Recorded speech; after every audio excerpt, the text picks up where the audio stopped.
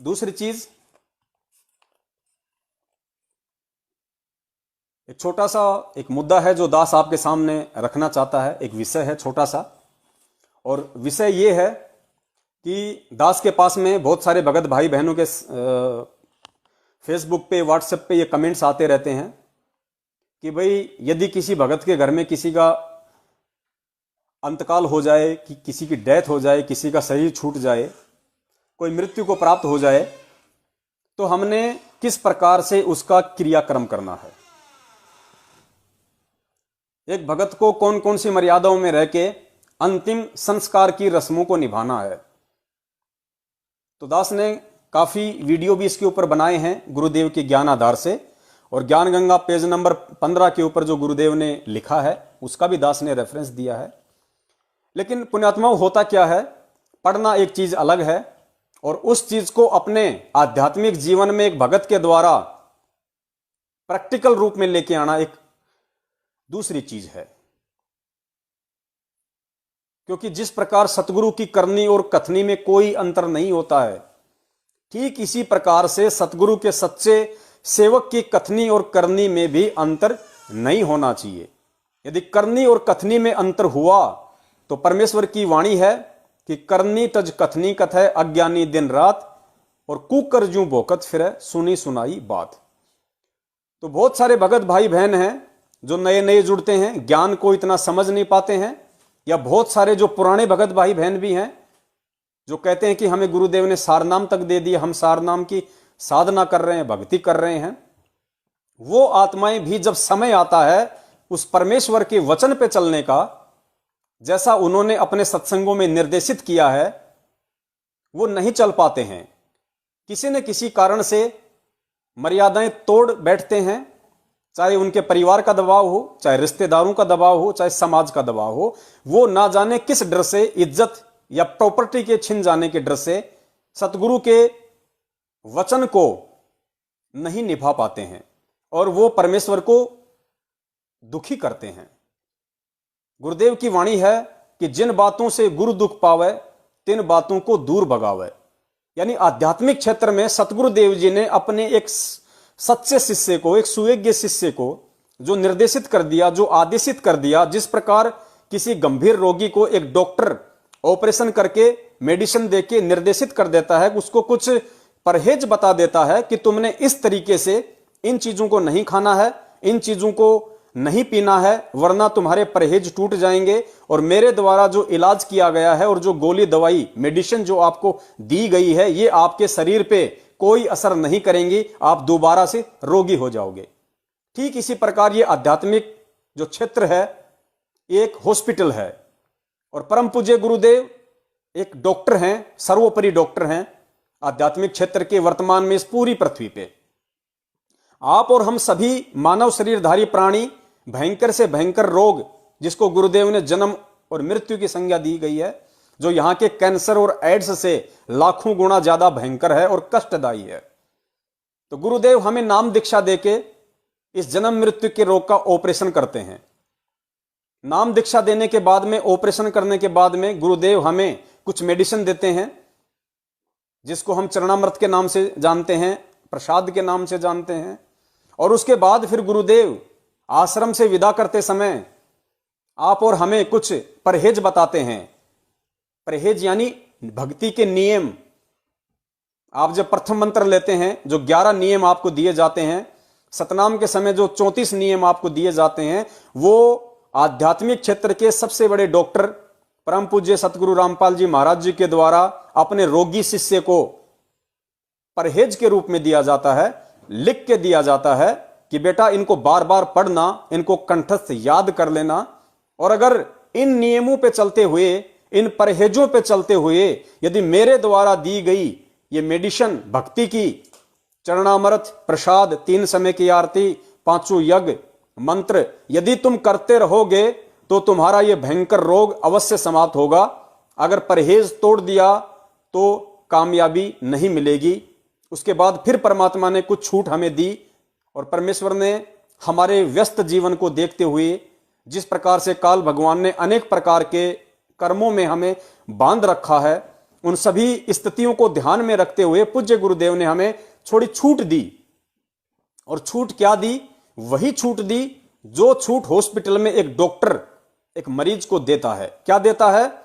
Doctor को मरीज ये कहता है कि भैया अगर गलती से मैंने तुम्हें जो मेडिसिन दी है, जो खुराक दी है, गलती से अगर तुम एक समय ना भी खा पाओ तो कोई बड़ी बात नहीं है, अगली बार से फिर शुरू कर देना तीनों समय।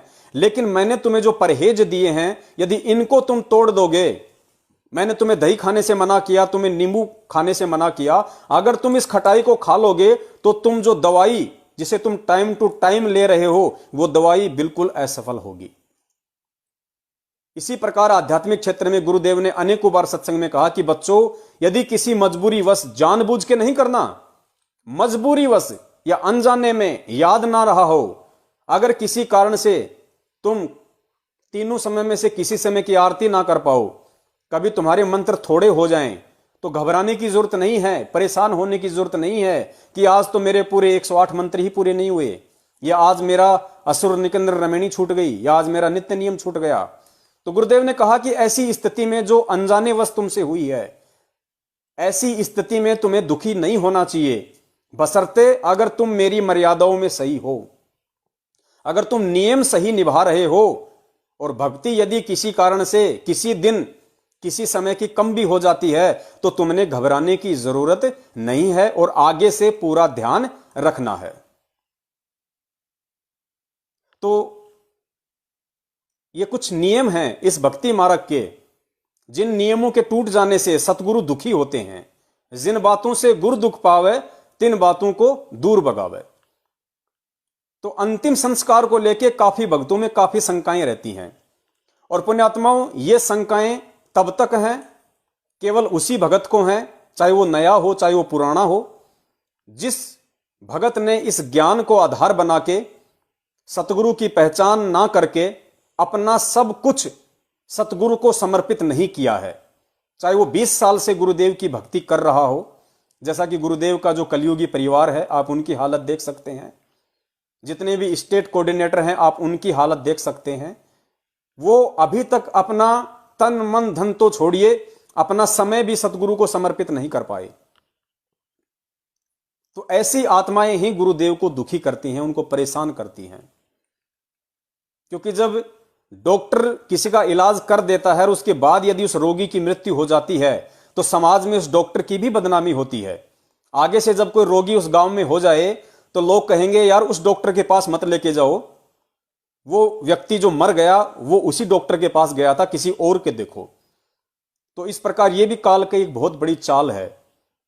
तो हमने काल की इन सूक्ष्म चालों को भी मौका नहीं देना, अपने गुरुदेव को हर स्थिति में सर्वोपरि रखना है, शीश पे रखना है, और काल भगवान को कोई भी ऐसा मौका नहीं देना है जिस मौके को आधार बना के वो गुरुदेव को नीचा दिखाए या गुरुदेव का मजाक बनाए, और गुरुदेव से कहे कि आपके लाख तत्व ज्ञान देने के बाद भी ये जीव मेरे ही रहे। तो अंतिम संस्कार को लेके नए पुराने काफी भक्तों की शंकाएं रहती हैं और वो गलतियां भी कर जाते हैं। इसलिए दास आपको एक एग्जाम्पल पेश करेगा खुद अपना, क्योंकि दास को अच्छे से पता है कि परमपिता परमेश्वर सतगुरु रामपाल जी महाराज जी ने अगर मुझे निमित्त बनाया है तो बहुत सोच समझकर और कुछ देखकर ही निमित्त बनाया है।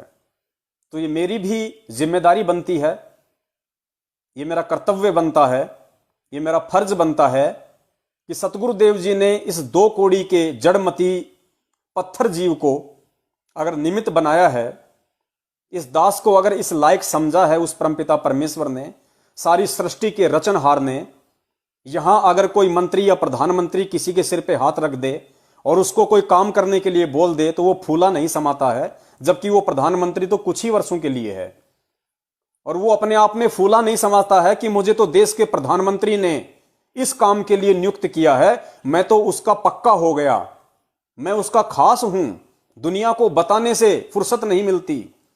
और पुण्यात्माओं, यहां उस प्रधानमंत्रियों के प्रधानमंत्री, उस राजाओं के राजा, सारी दुनिया के शहंशाह, सारी सृष्टि के रचनहार, इस मानव की उत्पत्ति करता और मानव धर्म के प्रणेता, संचालन करता सतगुरु रामपाल जी महाराज जी ने निमित्त बनाया है। और ऐसी स्थिति में यदि गुरु के विश्वास को एक शिष्य तोड़ेगा, उस परमेश्वर के द्वारा बख्शिश किए गए वचन से हटके अगर मनमाने तरीके से चलेगा, या किसी सामाजिक, पारिवारिक या रिश्तेदारी दबाव में आके झुक जाएगा, परमेश्वर के वचन की अवहेलना कर देगा, तोड़ देगा, अंदर से कमजोर पड़ जाएगा, तो पुण्यात्माओं फिर उस भगत का आगे का जीवन बिल्कुल व्यर्थ है, निरर्थक है। ऐसी आत्मा को फिर सतगुरु पता नहीं अनंत युग तक दोबारा मौका नहीं देता है। तो ये जो घटना है अंतिम संस्कार वाली, ये दास की एक परीक्षा भी थी, और परमेश्वर ने ये भी चेक करना था कि ये जो मेरा भगत है, जिसको मैंने उपदेश के लिए निमित्त बनाया है, साध संगति के लिए निमित्त बनाया है, ये अपने उपदेश पे जो बातें अपने भगत भाई बहनों को बताता है, उनको पालन करने के लिए कहता है कि गुरुदेव ऐसा कहते हैं, हमें ऐसा करना चाहिए, हमें ऐसा नहीं करना चाहिए, उन सभी बातों पे ये मेरा भगत कितना खरा उतरता है, क्योंकि हम सब जीव हैं, हम सब भगत हैं, और परीक्षा हम सब की होगी, और हम सब की होती है, और हर दिन होती है। यह विषय अलग है कि परमात्मा किस आत्मा की किस रूप में और किस घटना को अंजाम देके उसकी परीक्षा लेते हैं। तो घटनाएं अलग अलग हो सकती हैं हर भगत के सामने, लेकिन परीक्षा सबकी। तो अंतिम संस्कार को लेके परमपिता परमेश्वर सतगुरु रामपाल जी महाराज जी ने पिछले सप्ताह लगभग आज 11 दिन हो गए हैं, दास की छोटी सी परीक्षा ली उन्होंने।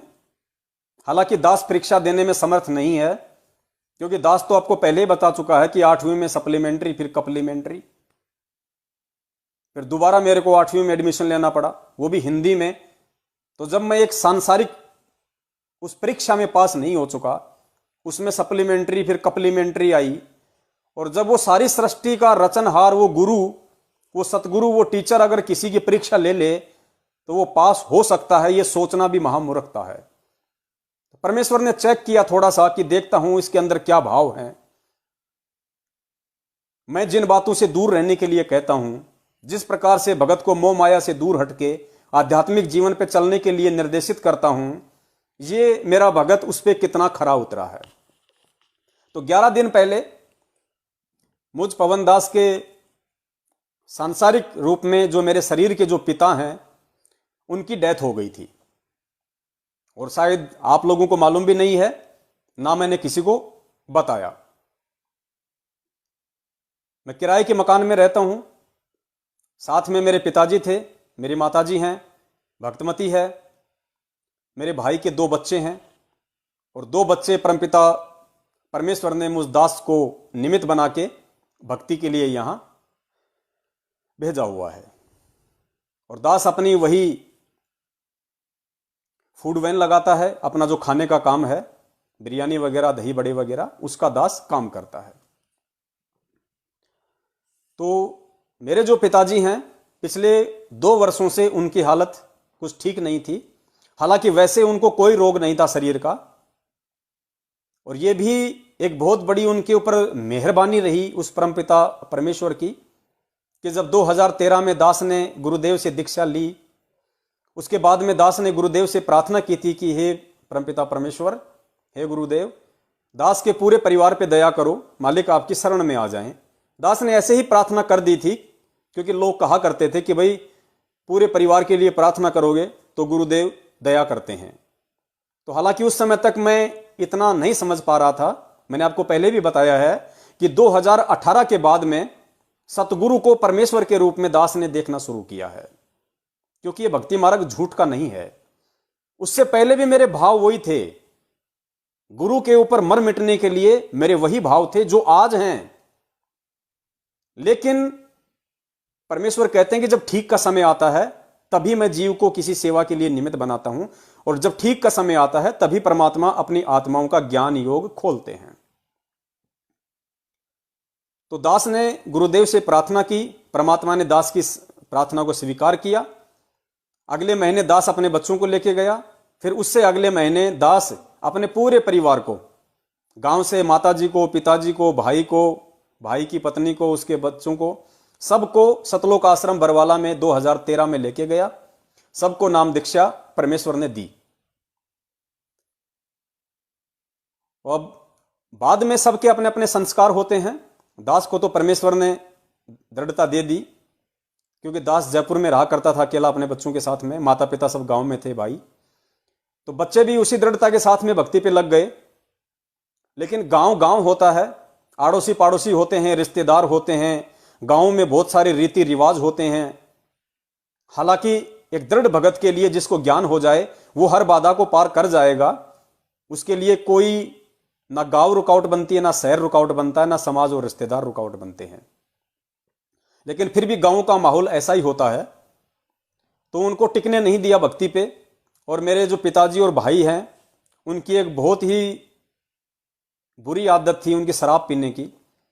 तो वो 10-15 दिन तो वो सही ठीक ठाक रहे, आरती वगैरह की उन्होंने, उसके बाद में फिर उन्होंने शराब वगैरह पीना शुरू कर दिया। दास को पता चला, दास गांव गया, फिर उनको समझाया। दास फिर अपने पिताजी को नाम दीक्षा दोबारा से लाया, दिलवा के, अपने भाई को दिलवा के लाया। 2 बार अपने पिताजी को मैंने नाम दीक्षा दिलवाई, जबरदस्ती में लेके गया। लेकिन फिर भी वो भक्ति पे नहीं टिके, और गांव में रहने के चलते दारू पीने की उनकी बचपन से उनकी आदत थी। भाई भी मुझसे छोटा है, लेकिन वो एक नंबर का वो ड्रिंकर। आप उसका संस्कार अपना क्या क्या बोल सकते हैं, समझा सकते हैं। नहीं माने तो भक्ति से धीरे धीरे वो दूर हो गए, और उनके पीछे जो अन्य मेंबर थे, जो उनकी पत्नी थी, बच्चे थे, फिर वो भी कहां रहने वाले थे। कुछ समय बाद में मालिक की आत्मा थी मेरे पिताजी, तो ज्यादा शराब पीने से मेरे पिताजी को दिखना धीरे धीरे बंद हो गया। घुटनों में भी उनके प्रॉब्लम हो गई, ज्यादा नहीं चला जाता। तो गांव से फोन आया माताजी का, तो मैंने माताजी को कहा कि भाई यहां ले आओ, और तो क्या कर सकते हैं, अब माता पिता हैं, सेवा तो करनी है। हालांकि सेवा तो मैं नहीं करता, मैं एक नंबर का नालायक और निकम्मा आदमी था अपने जीवन में। ये तो गुरुदेव ने दास पे पहले दया की, अपनी शरण में लिया, ये ज्ञान मुझे समझा दिया जो आज मुझे मालूम पड़ रहा है। वरना अगर मुझे गुरुदेव ने अपनी शरण में नहीं लिया होता, और जिन कर्मों में मैं जयपुर में मैं रत था सन 2013 से पहले, आध्यात्मिक क्षेत्र में आने से पहले, उन कुकर्मों को देखते हुए यदि आज मैं गुरुदेव की शरण में नहीं होता, और मेरे पिताजी को यदि परमेश्वर ने नाम नहीं दिया होता, अपना भगत नहीं बनाया होता, तो मैं आज कहां होता मैं कल्पना भी नहीं कर सकता। शायद किसी जेल में होता या कहीं फांसी पे लटक गया होता। और आध्यात्मिकता से दूर होने के कारण, जिस प्रकार भाई भी शराब पीता था, बाप भी शराब पीता था, और पिताजी का इन पिछले 2 वर्षों में जो जीवन रहा है, बिल्कुल उनको दिखाई नहीं देना, सुनाई नहीं देना। 2 साल से वो एक खाट में रहे, और ये परमेश्वर की दया है, ये सद्बुद्धि है परमात्मा की। आज के समय में सास ससुर की कौन इतनी देखभाल करता है, लेकिन भक्तमती ने अपने बाप से बढ़ के उनकी सेवा की। 2 साल तक मायने रखता है। लैट्रिन भी अपने हाथ से साफ करना, खाना खिलाना, नहलाना, विदाउट किसी गाली गलौज के, विदाउट किसी परेशानी के। हालांकि माताजी थोड़ा बहुत उन्हें धमका दिया करती थी, क्योंकि उनका फर्ज भी बनता है। फर्ज क्या, उनका मतलब भाई उनका अधिकार बनता है। तो हम उनको कुछ नहीं कहा करते थे, हम यही कहते थे कि भाई ज्यादा कुछ मत कहो, ये इनके अपने संस्कार हैं, अपना काम इनकी सेवा करने का है। सेवा में किसी प्रकार की कोई त्रुटि अपने मत छोड़ो, क्या पता कल को किसी कारण से अपन भक्ति छोड़ दें और अपनी भी काल यही दुर्दशा कर दे, तो बुढ़ापे में फिर अपन भी तो किसी के ऊपर मोहताज होंगे। और जैसा व्यवहार आज आप और हम अपने सास ससुर या माता पिता के साथ में करेंगे, कल को सेम टू सेम, मैं तो कहता हूं उससे भी बुरा व्यवहार फिर उस आत्मा के साथ होगा। तो परमेश्वर ने जो दूरदृष्टि दी है हम सबको ये ज्ञान देके, उस आधार से मैंने सबसे ये निवेदन किया, और सभी लोग अपनी सेवा में खरे उतरे। हालांकि इन 2 वर्षों में दास ने मुश्किल से 2 या 4 दिन ही पिताजी की सेवा की होगी, क्योंकि सब कुछ बच्चों ने ही संभाला, माताजी ने संभाला। तो 2 साल तक पिताजी बिल्कुल अंधे, बिल्कुल बहरे, बाकी कोई रोग नहीं। ये सौभाग्य उस परमपिता परमेश्वर की भक्ति का। उन्होंने एक जुखाम की टैबलेट भी 2 साल में नहीं खाई, जबकि जो व्यक्ति इस बचपन से शराब पी रहा हो, और जिसको शराब के चलते जिसके नसें ब्लॉक हो गई हो, दिखना सुनना, और जिसका खाट से उठना तक बंद हो गया हो, उस व्यक्ति ने कभी बलगम भी नहीं किया, उस व्यक्ति ने कभी जुखाम बुखार खांसी की टैबलेट नहीं ली। यह उस परमपिता परमेश्वर जी की पावर का नतीजा है। और ऐसी स्थिति तो होनी थी मेरे पिताजी की, क्योंकि यह उनके भाग्य में था, उनके संस्कार में था। इसीलिए परमात्मा ने दास को निमित्त बना के ये शब्द आश्रम में बुलवा के कि गुरुदेव पूरे परिवार को शरण में लेना, क्योंकि गुरुदेव अंतर्यामी हैं, उनको पता था मेरे पिताजी की वर्तमान हालत का। तो वो उनकी किसी जन्म की अच्छी आत्मा रही होगी, इसीलिए वो मुझदास के सांसारिक बाप के रूप में यहां आए और परमेश्वर ने हमें उनकी सेवा का मौका दिया। तो मेरे पिताजी के भाग्य में यह सब था। इससे भी भयंकर दुर्गति उनकी होनी थी यदि मैं परमेश्वर की शरण में ना होता। अगर मुझे आज परमात्मा ने सद्बुद्धि ना बख्शी होती तो मैं बिल्कुल भी उनकी टेक केयर नहीं करता, और टेक केयर नहीं करता, छोटा भाई उनसे भी बढ़ के ज्यादा शराब। तो सोचिए आज उस पिता की क्या हालत होती, जो ना सुन सकता है ना देख सकता है, घुटने जिसके जवाब दे गए। रिश्तेदार कोई किसी का होता नहीं है, अगर होता भी है तो खाली संवेदना तक सीमित होता है। जो दर्द आपको होगा, अपनों को होगा, दूसरों को नहीं हो सकता, क्योंकि उंगली मेरी कटेगी, दर्द मुझे होगा। दूसरा यह जरूर कहेगा अरे अरे ठीक नहीं हुआ, अच्छा नहीं हुआ भाई, दर्द हो रहा है, हाँ जी दर्द हो रहा है, अरे अरे कुछ पट्टी वगैरह करवाओ। वो संवेदना व्यक्त कर सकता है एक मानव होने के नाते। तो आज मेरे पिताजी की वो दुर्दशा होनी थी, वो दुर्गति होनी थी, जो शायद आप समझ गए होंगे, इससे ज्यादा मैं क्या कहूं। लेकिन देखिए, गुरुदेव कहते हैं ना कि एक बार मेरी जो शरण में आ गया और जिसने कुछ दिन भी मेरी भक्ति अगर सही तरीके से कर ली, मर्यादा में रह के, तो अगला जन्म तो उसको मानव का मिलेगा ही मिलेगा। और गुरुदेव ने कहा कि मेरे भक्तों का जो बुढ़ापा है, मेरे भक्तों के जीवन के जो अंतिम दिन हैं, वो उन लोगों की तरह से बिल्कुल भी नहीं कटेंगे जो लोग भक्ति से दूर हैं। तड़प तड़प के मरना, दुखी होके मरना, परिवार के द्वारा उनको कष्ट देना, उनको प्रताड़ित करना। सोशल मीडिया पे आए दिन आप देखते हो वीडियो, पड़ोसी लोग बना बना के डालते हैं, बहू अपनी सास को खाट से, चारपाई से खींच के नीचे डाल रही है, उसको पीट रही है, उसको मार रही है, उसको धक्के दे रही है। ऐसे बहुत सारी वीडियो हम देखते हैं। तो वो स्थिति यहां होनी थी। लेकिन ये गुरुदेव की उस चंद दिनों की भक्ति का ये परिणाम आप सभी के सामने, कि परमात्मा ने उस व्यक्ति की, उस आत्मा की हमें निमित्त बना के ऐसी सेवा करवाई जैसे एक शिष्य अपने गुरुदेव की सेवा करता है। क्योंकि जो व्यक्ति गुरुदेव की शरण में आने के बाद, आध्यात्मिक जीवन में आने के बाद अपने माता पिता को तवज्जो नहीं देता है, अपने माता पिता की सेवा नहीं करता है, वो व्यक्ति कितनी भी बड़ी बड़ी बातें क्यों ना करें, वो आध्यात्मिक जीवन में अपने गुरु को भी उतना ही महत्व देगा जितना महत्व आध्यात्मिक जीवन में वो अपने माता पिता को देता है। ये हकीकत है, क्योंकि इस भक्ति की रिहर्सल हमने अपने परिवार से करनी पड़ेगी। इस भक्ति की रिहर्सल और भगत बनने की रिहर्सल हमने अपने परिवार से करनी पड़ेगी। जैसा व्यवहार हमारा अपनों के प्रति होता है, जैसी भक्ति हम अपने घर पे करते हैं, वैसी ही हम बाहर करेंगे। और सतगुरु अंतर्यामी है, चाहे आश्रम में रहो, चाहे घर पे रहो, चाहे बाहर रहो, हर दिन सुबह से लेकर शाम तक जो आपने सोचा किया, वो सारा नोटिफिकेशन उस परमात्मा के पास जाता है। तो जो सांसारिक जीवन में भगत होके अपने मां बाप की इज्जत और सेवा नहीं कर सकता, वो व्यक्ति आध्यात्मिक जीवन में कभी भी अपने गुरुदेव को उतनी इज्जत, मान सम्मान और सेवा नहीं कर सकता। तो ये परमेश्वर की दया रही उस आत्मा के ऊपर। और पिछले 10-11 दिन पहले जब दास, क्योंकि एक दिन पहले उन्होंने थोड़ा बोलना बंद कर दिया था, उन्होंने बोलना बंद कर दिया और बिल्कुल खाट पे वो सोए रहे। हालांकि और कोई दिक्कत नहीं थी। दास को भी आभास हो गया था कि भाई हो सकता है अब इनका समय नजदीक हो। डॉक्टर को फोन किया, फर्ज बनता है। डॉक्टर को सारी स्थिति बताई कि साहब ऐसी ऐसी उनकी हालत है, इस तरीके से श्वास ले रहे हैं। तो डॉक्टर ने कहा कि आपको कहीं लेके जाने की जरूरत नहीं है, अगर हॉस्पिटल में ले गए उसको वेंटिलेटर पे डाल देंगे आईसीयू में, और 4-5 लाख रुपए का बिल बना के आपके सामने पेश कर देंगे। आप वैसे ही अपना रोजी रोटी करके कमाने खाने वाले आदमी हो, आपको लूट लेंगे फालतू में, जिंदगी भर नहीं उभर पाओगे। 4-5 दिन के हैं, आप उनकी सेवा करो, डॉक्टर ने कहा।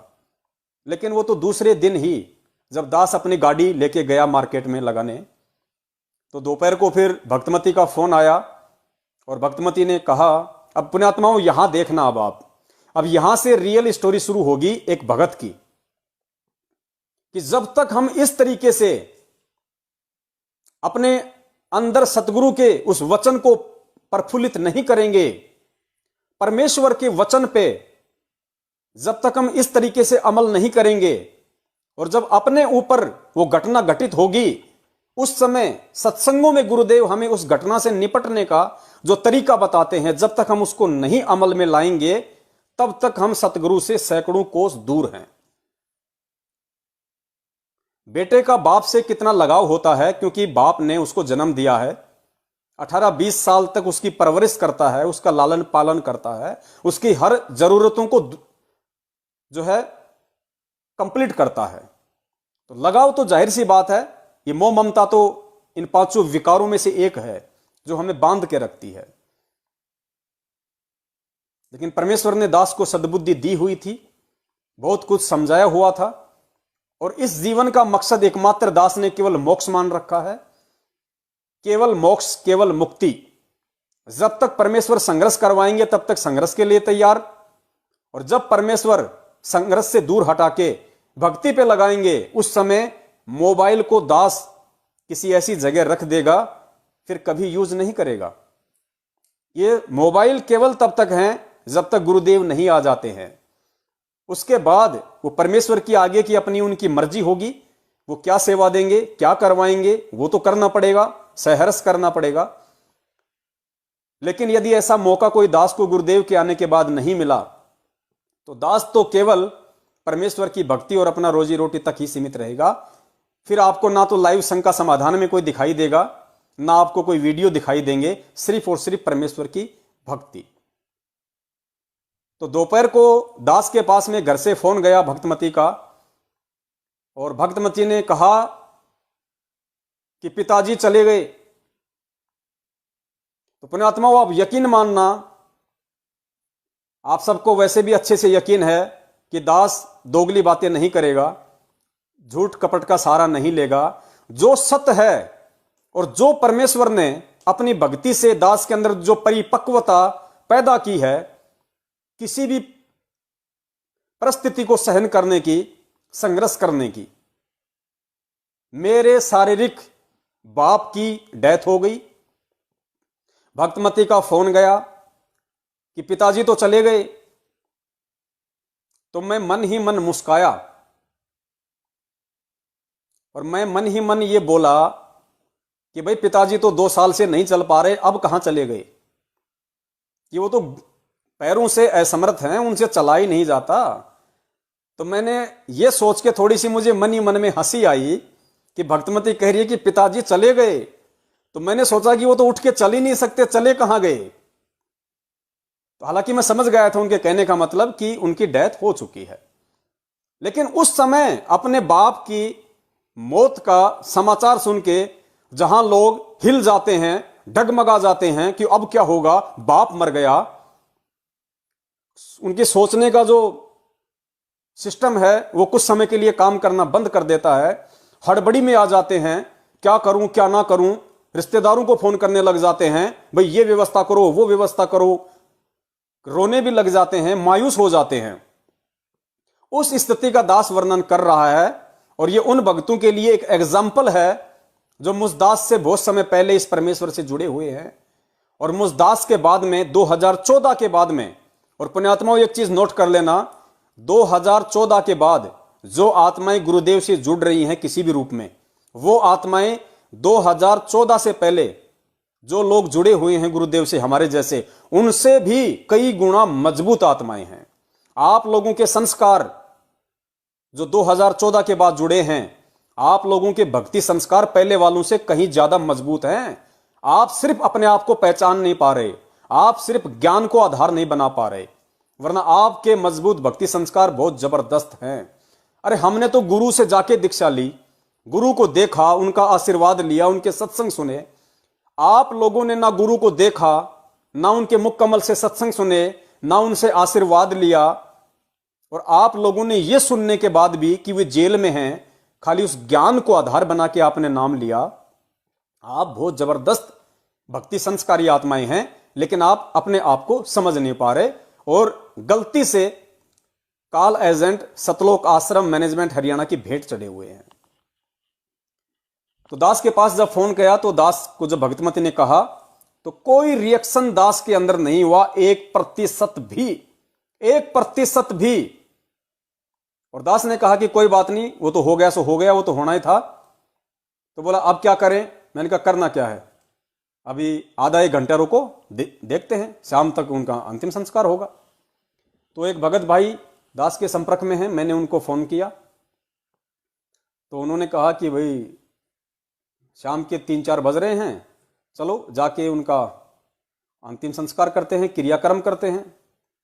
तो देखो परमेश्वर ने जो दास को बुद्धि दी हुई थी, दास का थोड़ा सा बिरयानी बची हुई थी, चावल अभी बिकना बाकी थे। तो दास ने कहा कि भगत जी घंटे भर और रुक जाओ और ये चावल निकल जाते हैं, उसके बाद में कर देंगे, अपने को करना क्या है, मिट्टी है, मिट्टी में मिल गई, जो आत्मा है वो चली गई, परमेश्वर के हवाले है, क्योंकि परमेश्वर की शरण में थी। अब उस मालिक ने देखना है उसके साथ क्या करना है क्या नहीं करना। अपने को कोई बैंड बाजा तो बजाना नहीं, दुनिया को इकट्ठा करना नहीं, ताम झाम को जोड़ने नहीं। तो मैंने कहा कि भाई घंटे भर में मेरा ये चावल बिक जाए, वरना ये चावल 1000-1500 का बर्बाद होगा। पुण्यात्मा ये शब्द ध्यान रखना, आप ऐसी परिस्थिति में भी इस तरीके से सोचना, यही परमेश्वर के वचन की असली पालना है, यही एक सच्चे भगत की पहचान होती है। जिन बातों से गुरु दुख पावे, तिन बातों को दूर भगावे। जाने वाला चला गया, वो 1500 का नुकसान क्यों किया जाए। मैं 1 घंटे वहां रहा और कुछ चावल मेरा वहां पे निकला, कुछ और सामान था थोड़ा सा। तो उस सामान के लिए मैंने भक्तमती को कहा कि जो छोटे वाला बच्चा है उसको भेज दो गाड़ी पे, वो यहां रह के सामान बेच देगा और दास जाके उनका जो भी उनका जो क्रियाक्रम है उसकी अपनी व्यवस्था करेगा। तो भक्तमती ने कहा कि चलो कोई बात नहीं, ले आओ आप घर पे गाड़ी। मैंने कहा क्यों ले आए गाड़ी घर पे, दिक्कत क्या है? छोटे वाले बच्चे का दाह संस्कार में कोई काम नहीं है, वो कभी कभार गाड़ी पे आ जाता है, बेच लेता है। तो मैंने कहा क्यों फालतू में सब कुछ बर्बाद किया जाए। मैंने कहा बच्चे को भेजो। उन्होंने बच्चे को बाइक लेके भेज दिया गाड़ी पे, बच्चा अपना चावल बेच रहा है। मैं और वो दूसरा जो भगत था, हम दोनों मार्केट में आए, घर पे नहीं गए। अब अनजान जगह है और जिस जगह मैं रहता हूं, अगर वहां के शमशान घाट पे अगर मैं उनको जाके मैं उनको जलाऊं, कोई ऑब्जेक्शन भी कर सकता है, किस तरीके से लेके जाएं। तो पास में ही कोई घाट है, नदी बहती है, तो वहां पे एक शमशान घाट बना हुआ है।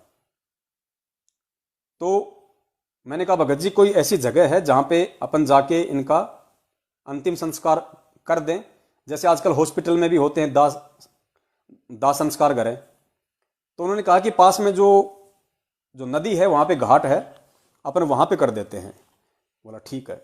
अपने आत्माओं ध्यान देना, मेरे पड़ोसियों तक को खबर नहीं कि मेरे पिताजी की डेथ हो गई, जबकि 2 दिन पहले मेरे पड़ोस में एक डॉक्टर रहता है, वो डॉक्टर उनको चेक करके गया था और डॉक्टर ने भी कहा था कि 3-4 दिन के मेहमान हैं, आप इनकी सेवा करो, कहीं मत ले जाओ।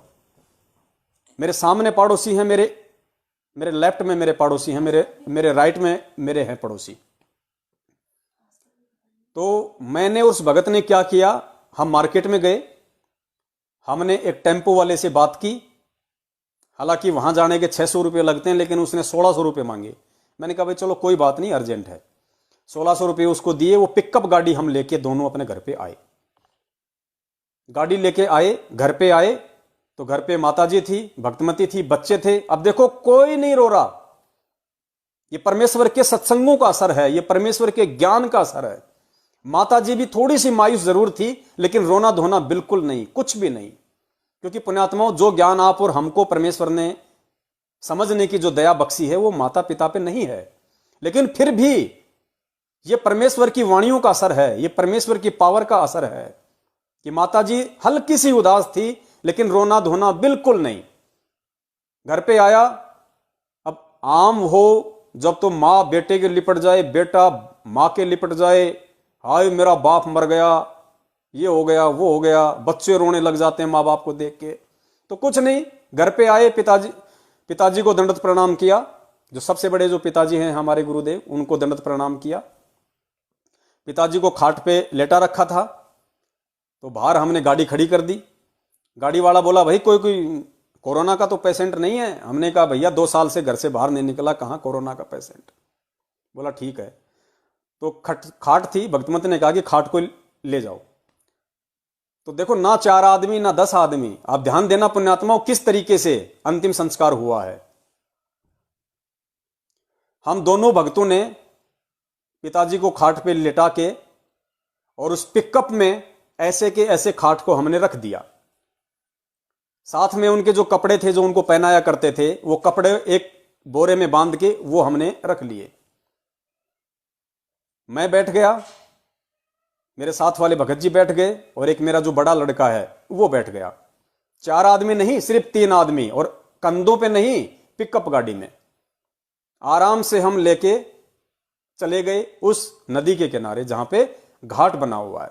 पड़ोसियों को नहीं पता, ना सामने वालों को पता, ना लेफ्ट वालों को, ना राइट वालों को, कुछ नहीं पता। हम सीधे घाट पे चले जाते हैं। घाट पे जाके हमने खाट समेत जो है पिताजी को नीचे उतारा। वहां गए, क्योंकि जीवन में पहली बार ऐसा कोई सामना हुआ था मेरा। वहां पूछा भाई यहां पे कैसे क्या करना है, तो वहां जाके देखा तो वहां तो कई लाशें जल रही थी घाट पे। वहां तो पंडित जी सफेद कपड़े पहन के, जनेऊ पहन के, कोई कार लगा रहा है, कोई फेरी लगा रहे हैं, कोई क्या कर रहे हैं। तो वहां पे जो लकड़ी वाला था उससे हमने कहा भाई बॉडी को जलाने के लिए लकड़ी चाहिए। बोला 5 क्विंटल लगेगी। मैंने कहा भाई दे दो, 5 क्विंटल लगेंगे, हमें तो मालूम नहीं था। तो साथ वाले भगत जी ने कहा कि भगत जी 5 क्विंटल बहुत होती है, 4 क्विंटल ले लो। मैंने कहा 4 ले लो। तो 4 क्विंटल लकड़ी ले ली, 800 रुपये क्विंटल के हिसाब से। उन्होंने पर्ची काट दी, हमने साइन कर दिए, पैसे दे दिए, उन्होंने पर्ची दे दी, और जैसे कुछ वो थोड़ा बहुत जो घास फूस वगैरह होता है वो दे दिया। अब हम 3 आदमी, चौथा है नहीं। अब वहां से लकड़ियां तुलवा के और 4 क्विंटल लकड़ी हमने सीढ़ियों से नीचे उतर उतर के उस घाट पे रखी हम तीनों ने। फिर हमने कहा भाई अब क्या करें, हमें तो चिता बनानी नहीं आती।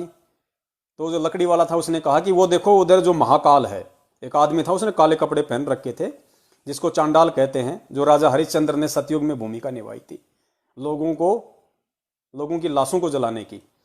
तो बोला वो महाकाल है, उससे संपर्क कर लो, 200-400 रुपये लेगा। मैंने कहा ठीक है। तो उसको बुलाया, मैंने कहा महाकाल जी नमस्कार। बोल नमस्कार। मैंने कहा ये संभालो। बोले क्या करना है। मैंने कहा करना क्या है, आपका जो काम है वो करना है। और हम बिल्कुल आराम से हंस रहे, कोई बातचीत नहीं, नॉर्मल मूड में। उन्होंने कहा कि ठीक है। हमने वहां पे जाके वो जो भी थी वो लकड़ियां हमने वो पटक दी। लकड़ियां पटकने के बाद में उन्होंने अपनी चिता बनानी शुरू कर दी। हमने वहां पिताजी को उठा के चिता पे लिटा दिया। और वो जो महाकाल थे जो वहां पे चिता बनाते हैं, वो घास फूस चारों तरफ अग्नि लगाने के लिए तैयार करने लगे। हम तब तक थोड़ा सा सीढ़ियों पे आके बैठ गए तीनों, और हमने परमपिता परमेश्वर जी की संध्या आरती लगा ली। अब जैसे उसने सब कुछ सेट कर दिया पूरी चिता को, और माचिस हाथ में लेके बोला जी इनका बेटा कौन है, इनका लड़का कौन है जो इनको अग्नि दे। तो दास ने उनको कहा कि तू इनका बेटा नहीं है क्या। मैंने कहा आप इनके बेटे नहीं हो क्या, तेरे हाथ में माचिस है, तेरे हाथ में अग्नि है, मैं तेरे से 5 मीटर दूर बैठा हूं, मैं आऊंगा उससे पहले आप लगा दो। भैया ये तो मिट्टी है। तो वो भी ऐसे देखने लगा, यार ये अजीबोगरीब आदमी आए आज पहली बार। यहां तो जब तक बेटा नहीं आता तब तक चाहे रात के 12 बज जाए अग्नि नहीं लगाई जाती, ना कोई ताम झाम, ना कोई इसको अर्थी बना के लेके आए, ना कोई फूल फाल चढ़ा रखे, ना कोई कफन वगैरह, इनको कोई कफन नहीं। जिस कपड़े में उन्होंने पहन रखे थे वही कपड़े, कोई कफन नहीं। गुरुदेव ने तो हालांकि एक कफन के लिए कहा है कि जरूरी हो तो, लेकिन हमें तो पूर्ण रूप से परमेश्वर के वचन पे चलना है। जो कपड़े उन्होंने पहन रखे थे, जो टी शर्ट और पायजामा, वही। और मैं 5 मीटर दूर बैठा हूं उनसे, आरती लग रही है। मैंने कहा कि आप इनके बेटे नहीं हो क्या, आप लगा दीजिए। और उस व्यक्ति ने ही उनको वहां पे माचिस लगाई और उस चिता को अग्नि लगाई। इस प्रकार से उनका दाह संस्कार हुआ। रात को हम अपने घर पे वापस आए और उसके 2 दिन बाद तक भी हमारे पड़ोसियों को नहीं मालूम पड़ा। पड़ोस का जो डॉक्टर है वो आया फिर एक दिन, बोला अब कैसी हालत है पिताजी की। मैंने कहा पिताजी की जो हालत थी वो हो गई, पिताजी को जहां जाना था वो चले गए। बोले क्या मतलब? मैंने कहा पिताजी तो 2 दिन पहले ही इंतकाल कर गए। बोले बताया नहीं आपने, कहां क्या कैसे? मौका आराम से सब काम हुआ है, आप भी आराम से रहो। मैंने कहा हमारे जो सतगुरुदेव जी के नियम है, जो वचन है, मिट्टी को मिट्टी में मिलना है, अब उसमें क्या हम ड्रामा करें। तो वो भी बेचारा वापस चला गया अपना समूह लेके। वो देखा यार ये अजीबोगरीब आदमी है। तो 2 दिन बाद तो मेरे पड़ोसियों को पता चलता है और मैंने तो आज तक अपने रिश्तेदारों को भी नहीं बताया। हो सकता है अगर भक्तमती के या माता के पास में अगर कोई फोन आ गया हो तो जरूर कोई बातचीत हुई होगी। मुझे उसका भी नहीं पता कि इनकी भी बातचीत हुई या नहीं है। इन्होंने मुझे यह कहा कि भाई रिश्तेदारों को बताएं या नहीं बताएं। मैंने कहा जीते जी तो कोई रिश्तेदार आया नहीं, मरने के बाद में कौन सा वो प्रसाद लेने आएंगे? काहे के रिश्तेदार, और मर के कौन सा यहां आके कौन सा उनको जिंदा कर देंगे? तो उसके बाद में फोन वगैरह जब उनके आए तो ही भक्तमती ने उनको बताया और आने के लिए साफ साफ मना कर दिया कि आने की कोई आवश्यकता नहीं है, हम अपना काम धंधा कर रहे हैं, आप भी अपना काम धंधा करो। मिट्टी थी मिट्टी में मिल गई, आप भी अपनी भक्ति करो। तो पुण्यात्माओं, उसके दूसरे दिन फिर दास ने अपनी गाड़ी लगा ली और उस दिन भी दास ने पूरे दिन अपनी गाड़ी लगाए रखी।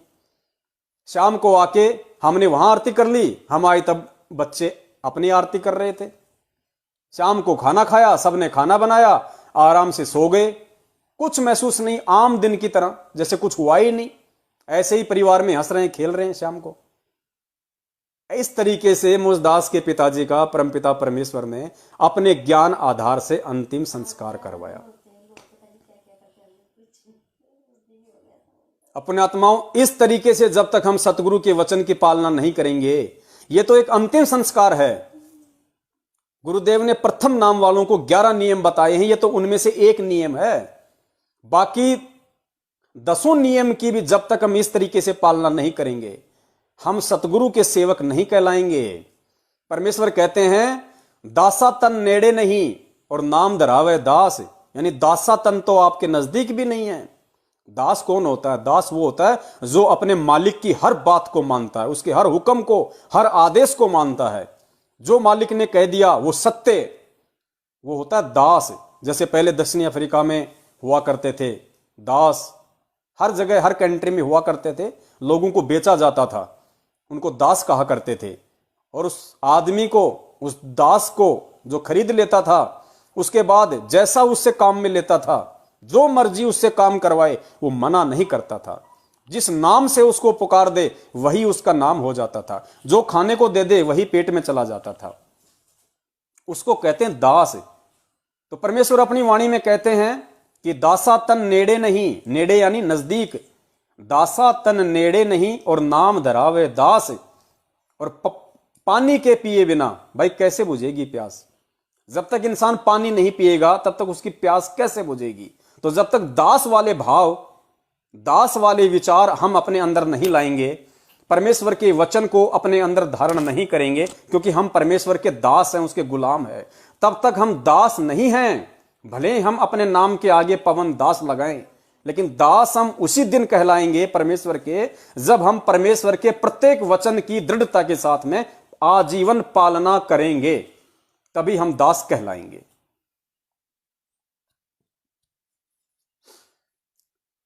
तो उम्मीद करता हूं जितने भी मेरे भगत भाई बहन जिनको अपने माताजी या पिताजी के अंतिम संस्कार को लेकर चिंता रहती है, आते हैं दास के पास में फोन कि भगत जी मैं अकेला नाम उपदेशी हूं, कल को मेरे पिताजी माताजी अगर गुजर जाती हैं तो मेरे भाई तो अनुपदेशी हैं, मैं क्या करूं?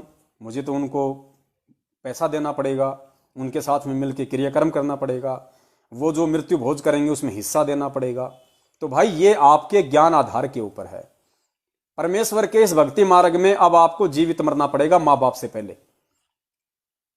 चाहे भाई आपको जमीन में हिस्सा दे या ना दे, चाहे भाई आपको मकान में हिस्सा दे या ना दे, चाहे भाई आपको घर से निकाले या रखे, चाहे आपकी इज्जत जाए, चाहे आपकी प्रॉपर्टी जाए, अगर आप सतगुरु के शिष्य हैं और अपने आप को दास कहते हैं, तो आपने फिर यह भी ध्यान रखना चाहिए कि मैं अगर सतगुरु के परमेश्वर के वचन पे चलता हुआ अगर समाज में तिरस्कृत भी हो रहा हूं, तो मेरे परमेश्वर इस घटना से अनजान नहीं है। उनको सब पता है, सब देख रहे हैं, वो अंतर्यामी है। ये मेरी परीक्षा है, ये मेरा इम्तिहान है। और आप एक बार उस परीक्षा में अटल होके रुक तो जाइए, फिर देखिए परमात्मा क्या करते हैं आपके लिए। वो तिरस्कार करने वाला समाज ही आपका एक दिन सम्मान करेगा।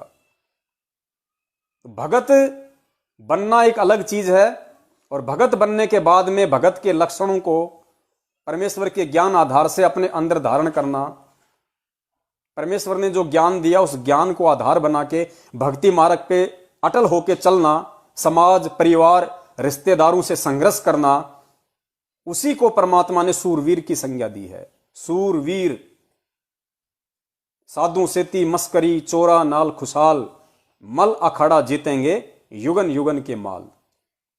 ये भक्ति रूपी जो अखाड़ा है, इस अखाड़े में वही पहलवान टिक पाएगा, और वही पहलवान इस प्रतियोगिता को जीत पाएगा, सतलोक में कदम रख पाएगा, जो परमेश्वर के वचन पे चलते हुए हर संघर्ष का सामना करेगा।